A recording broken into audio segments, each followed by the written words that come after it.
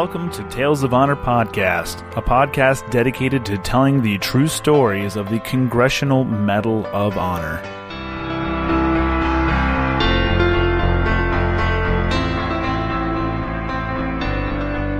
Hello, everyone, and welcome back to another episode of Tales of Honor Podcast. I'm your host, Christoph Ambrosch. And today's episode is going to be a special bonus episode. This is actually not going to be about a Medal of Honor recipient at all. It's going to be a phone call that I had recently with Joe C. Daniels, the president and CEO of the Medal of Honor Museum, former president and CEO of the 9/11 Memorial and Museum. It was a really good talk between Joe and myself. I'm very, very thankful that he had some time to chat with me for a little bit. Very thankful for his staff as well that set everything up. And it's a really good listen. Plan yourself just about 25 minutes or so. Take some time out. Also take some time to go over and visit their Facebook, Instagram, and website. All the links will be in the show notes. You can go down there and click those links. If you have the means to do so, please be sure to donate some money to the museum fund. There is no one official sponsor for this episode, but I do want to thank my sponsors, both Combat Flip Flops and the Bearded Detailer, for making this show possible every time. And so please be sure to go over to talesofhonorpodcast.com, visit the sponsor links, and be sure to support both of them, because without them, this podcast would probably not exist as long as it has. So, without further ado, I bring you the phone call I had with Mr. Joe Daniels.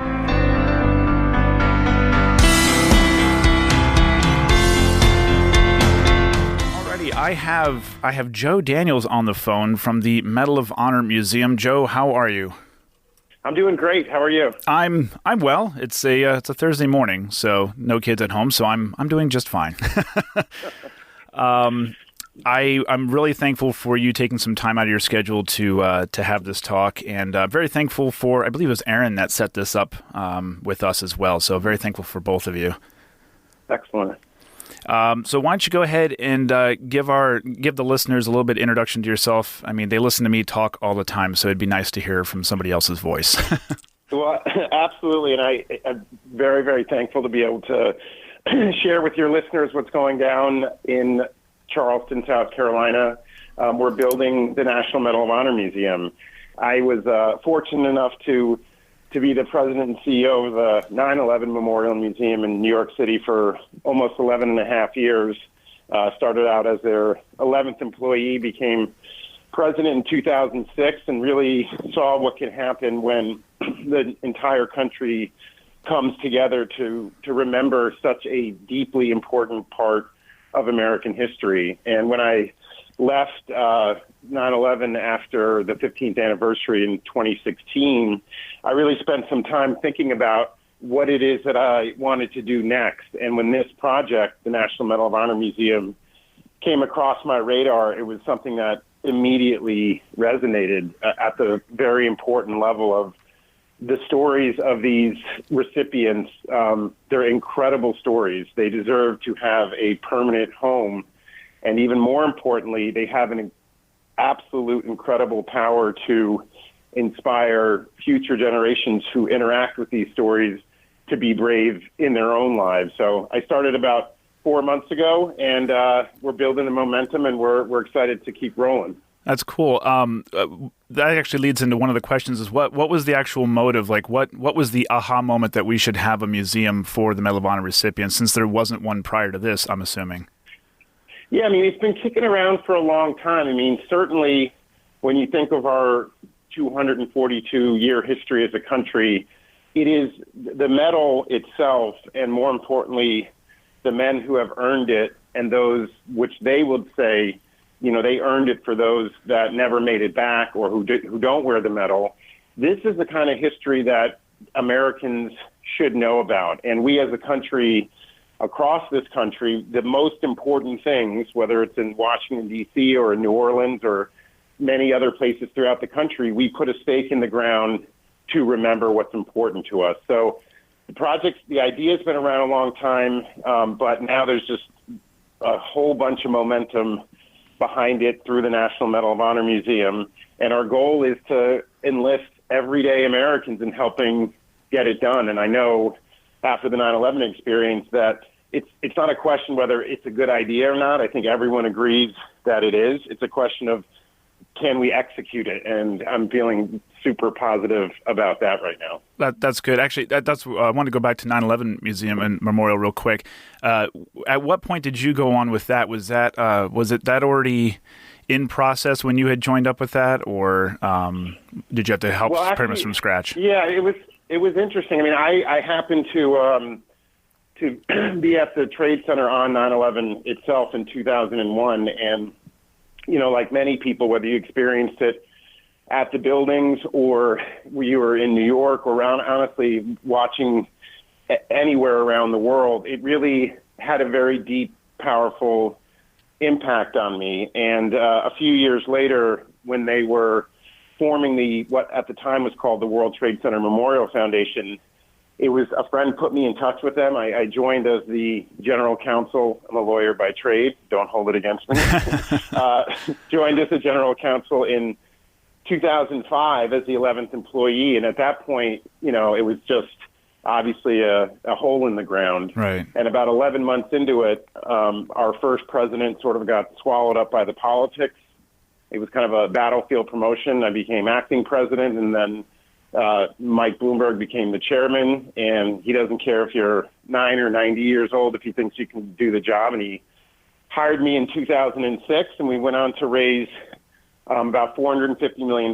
We, of course, opened the memorial on the 10th anniversary, 9/11, 2011, and then the museum in May of 2014. So it was certainly, on many, many different levels, it was a privilege of a lifetime to work on that project. And when the Medal of Honor project came along, it just felt like it was the right thing to do. I had the experience of taking something, from the ground up and hopefully helping to bring people together to do something that's right for the country. So I jumped at it.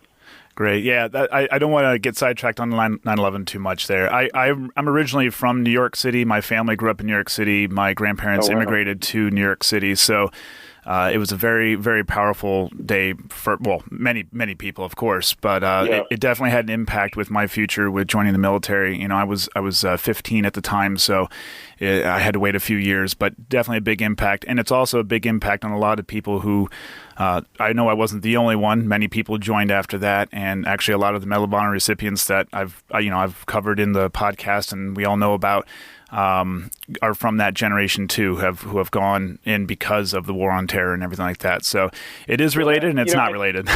Yeah, I would just say, on that front point, I don't think it's, that side of the story is so important to tell. And when I was the CEO at the 9/11 Memorial, I met tons of very interesting people. But my favorite and really most meaningful visits were when we had just what you're saying, guys who, because of 9/11, made a choice to serve and defend this country. And what I can tell you for sure is that when we build the Medal of Honor Museum, there will be a very, very significant focus on that aspect of the story, because I think it's such a important part of it. We actually just added a new board member. We added 5 new board members last week.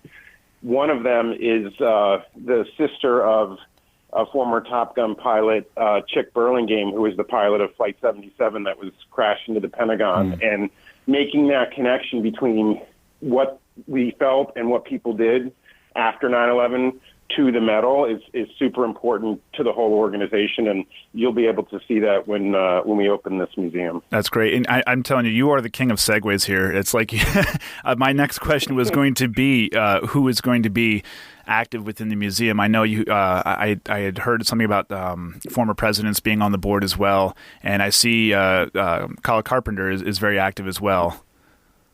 Yeah, Kyle. I mean, Kyle is just a wonderful guy, and he, I was fortunate enough years before I even thought about this job or knew about this job. Kyle came after he was awarded his medal. He came to the 9/11 Memorial, and so it's really come full circle. I've been able to work with him on this project. He recently recorded an awesome video for us that we put out across social media advocating for the support for the museum. We also, as a part of this new slate of directors we added last week, there are 2 Medal of Honor recipients today who are currently on active duty. One is Ed Byers, who's a SEAL.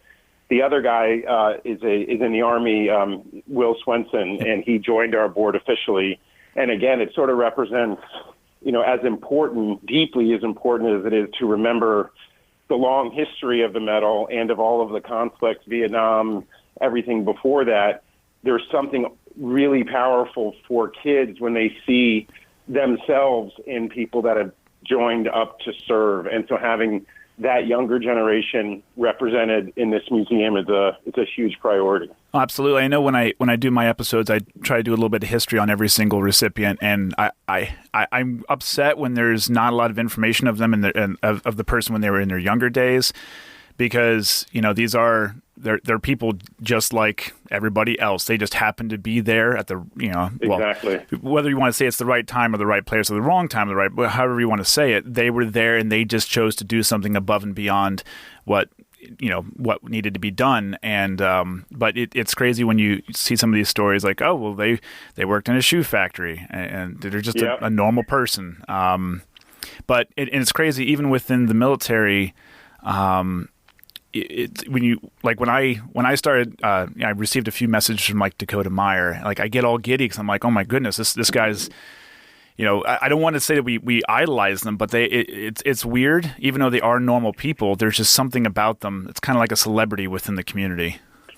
Absolutely. I mean, it's an interesting connection I also found is that when we first, and I'll relate this back to 9/11 for a second. When we were first contemplating the memorial was a given that it was very hard to, get everybody together, but the memorial was something we had to do. We had to memorialize the 2,983 people that were killed. But when it came to the museum, we had a lot of interesting discussions with stakeholders. And in the very beginning, a lot of the FDNY guys would say, look, we were just doing our job. We don't need this big museum. But then when we talk to them about it's really not about them. It's what their stories and their experience can do for others, for future generations. They got that right away and were really supportive of it. And similarly with the recipients, it's such a humble crew for the most part. And they are all about, to every single recipient that I've had the chance to speak to, it's always about others, why they did it. It's not about themselves. But they're really supportive of this because of that proposition that, whether it's Kyle Carpenter or any of the other guys, that their stories are going to impact kids who are going to be, in situations where it's hard to do the right thing at personal risk, watching, let's say, being a silent witness to some poor kid getting bullied. But because he's seen the stories of Kyle Carpenter and Sal Junta and all these other guys, they're going to, in that moment, step forward and say, hey, leave that kid alone. And that's one of the reasons why we're doing this is to inspire others. I couldn't agree with that more. I have 2 kids. I have 2 daughters. And I think the number one thing that they're probably sick of me saying over and over is I try to preach integrity over and over. It's doing the right thing no matter who's watching. Absolutely. And if that's the message I can get, if that's the worst thing I do is repeat that over and over, I guess I'm doing okay. Yeah, I'm in the same boat. I've got a 15 boy, 13 girl, and 10 girl, and they are growing up, and I know every generation of parents laments what it used to be like. But the truth is that these kids are growing up in this crazy age of social media, and it's the getting back to this core of, and I say the same thing that you say, which is you have to do the right. It's about doing the right thing, regardless of if anyone's watching or not. And that very fundamental lesson is so important. And we're hoping the museum can move the needle on that a little bit. So moving on to the museum here, is it still a concept as far as design and whatnot? I think I saw a while back a little bit of there was a town meeting, I guess, for the design and whatnot. What is the where is it sitting currently? So the positive news to report on that is that we have secured roughly 9 acres of land right on the Charleston Harbor, right next to the USS Yorktown. We've got a world-renowned architect, Moshe Safdie, who's done museums around the world. We've got on board, we've got an exhibit designer, Patrick Gallagher, who did the World War II Museum in New Orleans, and it's an A-class team. We just expanded our board last week from 6 members to 11, and we're building the internal team at the staff level. And our next step formally is that we're going to submit the design to the town. It's actually in the town of Mount Pleasant, which is on Charleston Harbor, and we're hopeful and we expect that the town will approve it, and then we'll be off to the races. Oh, cool. Yeah, the Medal of Honor Society is in Mount Pleasant as well, right? Yeah, so the Congressional Medal of Honor Society, they currently have their offices on the Yorktown, and they are our partners in this whole thing. In fact, the reason we exist as an organization is through an agreement between us, the Museum Foundation, the Congressional Medal of Honor Society, and then the entity called Patriots Point Development Authority, which is the landlord of the land on which we're building. Mm-hmm. When we build this museum, one of the things we'll be doing is creating expanded office space for Medal of Honor Society staff, and we're working closely with Drew Dix, who's obviously a recipient and a president of the society, and it's really a collective effort. Cool. And is there a projected date? I know it's kind of maybe a little early, but is there a projected date that this all wants to be done? Well, I'm all about dates, and what we used to during the sort of difficult times at 9/11, 2007, 2008, when everybody was fighting and the Port Authority and the government officials, we put out there the date that basically said it's not up to us on the 10th anniversary of 9/11 whether the eyes of the world will be on the site. We can't control that. What we can control is whether or not we have a memorial that the city, the state, and the country can be proud of, and that really was a harnessing incentive for people to work together. So we've set a date for this project of March 25th, 2023, which is National Medal of Honor Day. Mm-hmm. And, National Medal of Honor Day doesn't get enough exposure. So we think that by opening on that day, when we have every living president, every living Medal of Honor recipient and their families, thousands of veterans and thousands of members of the public, it's going to put a real focus on that day and help give it the meaning that it deserves. Well, I will put that in my calendar because I will have to make a trip down there that day. 100%. Yeah, it's actually not that far away. It's only, it'd probably be, well, actually, no, it probably would be about 11-hour drive for me, but worth it. I've done worse for less, so. Exactly. So, okay, it looks like I got all my bullet points here. Now, one thing I didn't have written down here, but is there anything you need, like you need from the community in order to get the word out there or whatnot? Is there anything you guys need from the public? Yeah, absolutely. I mean, I think, the number one thing that we need, obviously we're raising money, but the even more important than that is just people to learn about it, is to go to mohmuseum.org and, sign up as a supporter, interact with our social. We're at MOH Museum on Twitter and Instagram. We have a Facebook page, because even though like any big fundraising project, the bulk of the money are going to come from, wealthy and patriotic individuals and corporations, the actual number of people that are involved makes a huge difference. We've already had 22,000 donors from all 50 states, and we want that number to be, 10 times that, which we think we can easily get to. But certainly going to mohmuseum.org and getting involved, whether you want to make a donation or not, or just get our materials and learn about it, all of that absolutely matters. That's awesome. Yeah, I will. I was gonna ask you for all the social media links as well, but you already took care of that for me. And I know I share a few things over. I try to cross post between my Facebook page and everything. It's not always the easiest to stay on top of all that stuff, but that's true. But well, I think that really covers it. Do you have anything else that you want to mention about this?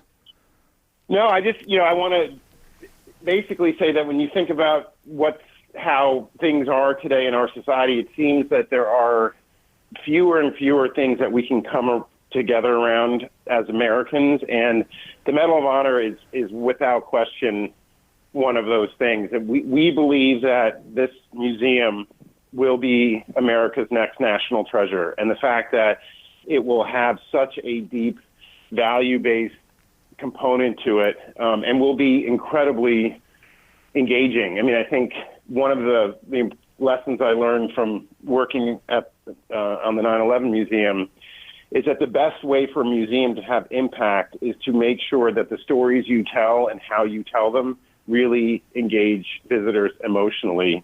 And obviously the stories of the recipients, it's just all built in. And so by having such a world-class team, we are going to make sure that, and it's not just kids. I mean, adults are every day faced with the same questions, same hard choices to make. But every visitor who goes through that museum is going to have what I think will be an unrivaled and unforgettable experience. And I think at some point it's the kind of place that every single American should come and visit.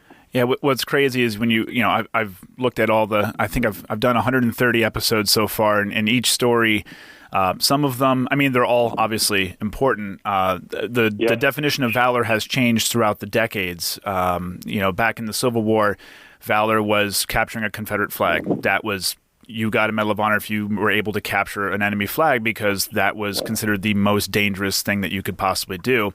And then you fast forward to today, where obviously the conflict has changed, the scenery has changed, so the definition has changed a little bit as well too. But at the same time, it was doing the right thing. And some of the stories just make you wonder, like, how is Superman not based off of these people? Like, exactly. it's I could not crazy. agree more. Absolutely. But, well, Joe, I really appreciate your time. That's all I got for you, unless you have anything for me. But no, this was great. I really appreciate the chance to talk about it. And, we're happy at any time to help out with this. And throughout this process, I think it's going to be very interesting how you take basically plans on paper and just a piece of landscape, and you'll see over the next few years actually coming up from the ground, and we'd love to have you along with us on that journey. I would. I'm hooked now. So great. And if it ends up being as powerful as the 9/11 memorial, I actually have not been to the museum yet. It's just timing never worked out. I'm not that far away. I should just go one day. But the memorial itself, man, I took my kids there a few years ago, and they had I just couldn't speak. There was nothing. It was just so powerful for me. And actually, one of my mom's school age friends was a firefighter who died on that day, and I was able to find his name for her on the wall. And which, awesome. Ironically, I just happened to walk into the park on the exact corner that he was at. It was perfect location. I'm like, okay, I'm gonna have to walk around 8 corners to find his name, and I had it within 2 minutes, so I was really happy about that. That's incredible. And I think it's really instructive that project, because during its development there was so much different ideas about how to do it. I mean, you have almost 100,000 plus 9/11 family members. You've got all of these interests. You've got a country that is staring at a hole in the ground. So everyone's got different ideas. But when we opened the memorial on the 10th anniversary, 9/11/2011, and for the first time, thousands of family members came onto the plaza and found the name of their loved ones etched in bronze forever. Mm-hmm.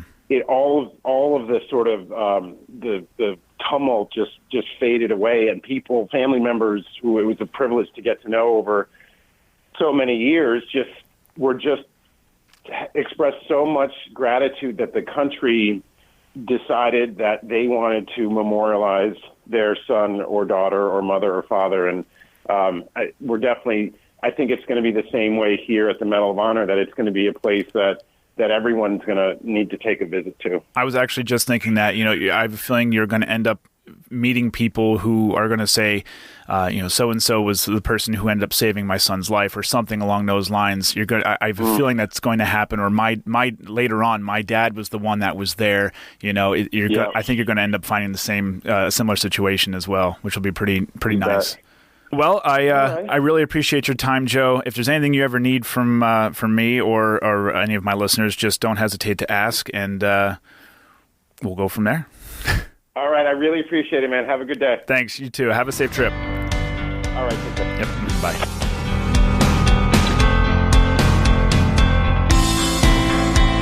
And that's it. That's all we had. It was a great talk. Thank you very much for listening. Please be sure to like and subscribe. Please share wherever it is applicable. And if you have any questions or comments, please send them to talesofhonorpodcast@gmail.com. And until next time, I'm Christoph Ambrosch. Thanks for listening.